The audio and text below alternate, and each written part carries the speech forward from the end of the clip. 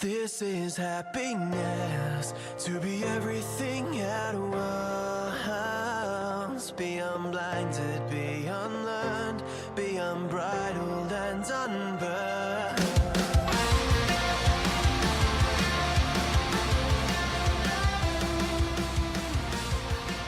Hey everyone, welcome back to a brand new episode of Mood Prep. My name is Dave Nixon, and I have a question for you.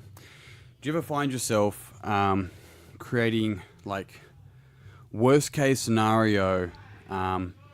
Excuse me, the classroom in the background. Sorry, worst case scenario situations in your mind about things in the future that haven't happened yet.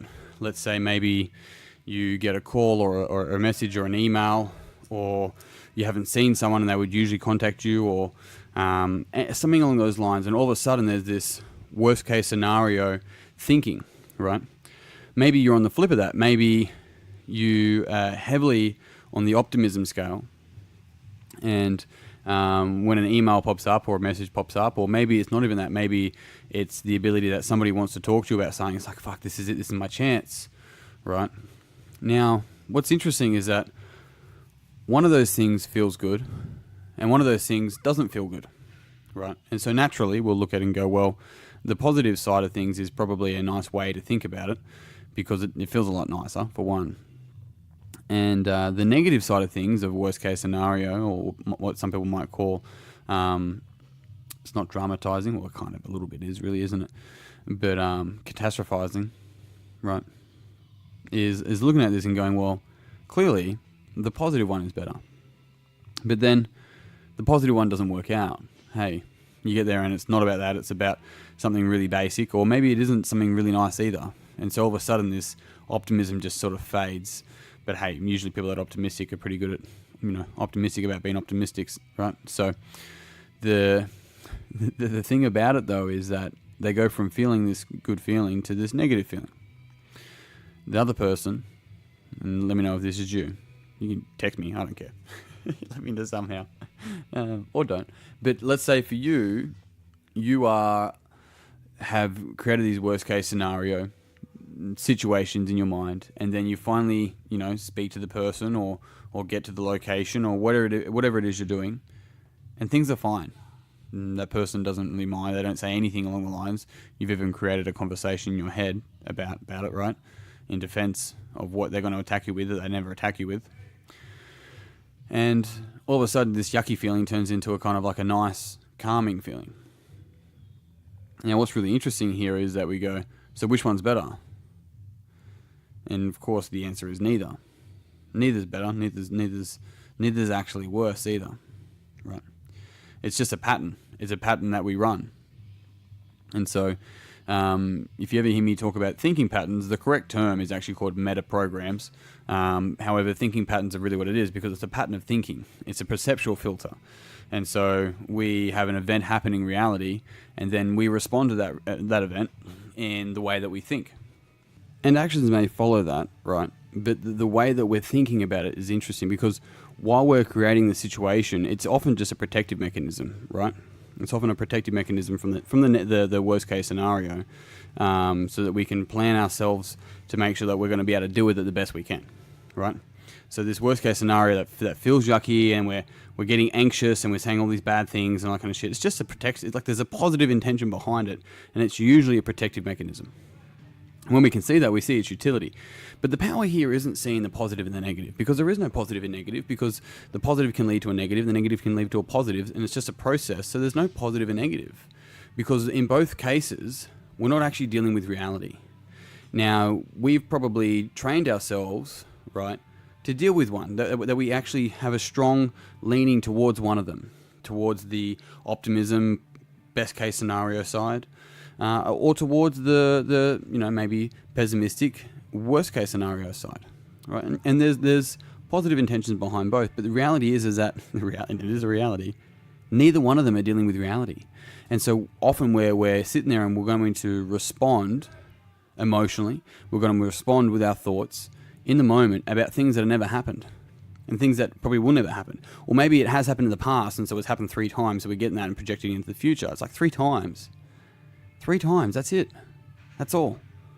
That's not a fucking jail sentence. It doesn't put you in pain for the rest of your life. It's only 3 times. But the interesting thing is that we'll grab it and we'll run it again and again and again, and it's a protective mechanism. It makes total fucking sense. Well, it could be other mechanisms, and that'll come down to the individual. But when we start to see it, it's just like worst case scenario thinking has benefit, and so does best case scenario thinking. They both have benefits, but the interesting thing is that when we no longer get to choose our way that we respond, and we have this default response of positive or negative, so best case or worst case, and that's the way that we just perceptually see the world, then that's where the issue comes, because we're no longer choosing how we respond, we're reacting. Right? That's a big fucking difference. We're reacting, and it's being able to step back and see the thoughts that are coming up. Right, and so for those of you that are worst case scenario thinkers, when you find that this spiral down, people often say, "I just spiral." It's like, well, no, you don't. Your thoughts do. You're not your thoughts. What do you mean I'm not my thoughts, David? Of course I'm my thoughts. What else would I be? And that's why you spiral. Do you hear that? Of course I'm my thoughts. What else would I be? Hence why I fucking spiral. Thoughts are thoughts, right? If I told you to predict your next thought, you couldn't. You wouldn't be able to. If you grew up in South Africa and you have a particular way that you think, if you grew up in Southeast Asia, you would think differently because there's so many factors that go into the way that we think. Most of our thoughts aren't even ours, but we own them. Hey, they're fucking us. And oh my God, this is what I think. Oh my God, and it permeates into everything. And that's my thought. And it's just a lot of bullshit. It's just a perceptual filter. And when we can step back and see how much of our thoughts are so heavily influenced by the way that we were brought up, and we change from the idea of going, naturally I think this. It's like, no, nurturally you think that. There's a big difference there, right? It's different to nature. It's nurture most of the time. And so with this worst case scenario, it's being able, when we actually fucking catch ourselves doing it and catch ourselves getting almost anxious and stressed about shit that has never happened, hey, there's a positive intention. But if you don't want to go into that, that's fine. Just simply go, okay, you see the worst case, and that's a probability, or maybe not, maybe it's a possibility rather than a probability. What would the best case scenario look like? It's a fucking good question, and our life is heavily, the value of our life, the richness of our life is heavily based on how good our questions are. And so when we can sit there and go, hang on a sec, that's the worst case, what would best case scenario look like? Then we have this opportunity, this fucking beautiful opportunity to broaden our awareness and to broaden our spectrum of our perceptual filters. And this is actually how we lead into potential. Because when we lean into our potential, we start to broaden our awareness of all the options, and we can get full choice of how we want to participate in life. But when we're simply just running old frames and old programs in current moments, we're no longer living because we're using the past and we're worried about the future. Right? That's not living now and choosing how you want to respond now.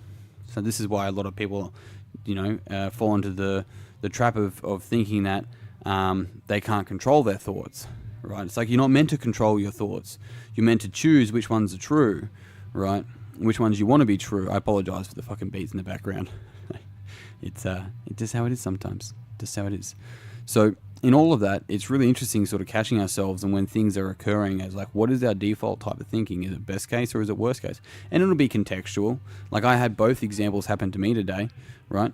Something popped up, I'm like, oh fuck. And here's some thoughts that pop up straight away for me that go, these are potentials. And they're just potentials, but if I got caught in my thoughts, hypothetically, of course I would change my state, change my emotional state, change the way that I potentially coach, all this sort of shit.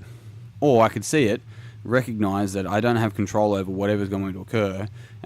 Let's just find out what's going to occur when it happens. And I had another thing today pop up, and it was simply like, straight away my brain's like, fuck, you could do this and this and this and this and this. It's like, mate, they haven't even responded back yet. Just relax, right? Same fucking thing. And so both of those things, what I recognized was that I wasn't responding to reality. My brain kept going.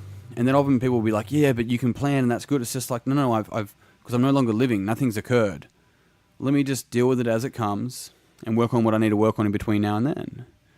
And this is the ability to think macro and act micro.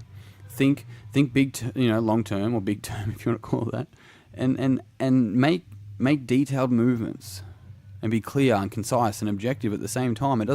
Being objective isn't living a life void of the subjectiveness and art and beauty.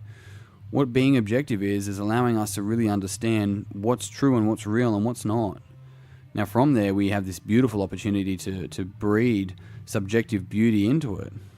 And that's powerful, because then we're really choosing, we're really living. And on that note, team, I am out. I hope you had a fantastic Easter Friday, or just a Friday, or whatever fucking day you're listening to this. If you haven't already, you know the deal. Jump on Facebook, search Mood Prep Online, join the conversation. I'd love to see you there. Otherwise, team, that's it. That's me done. I am out. Until tomorrow, peace and pizza. Kick today in the dick. Hope you enjoyed the beats, and slay the dragon. I'll see you soon. to be everything at once, be unblinded.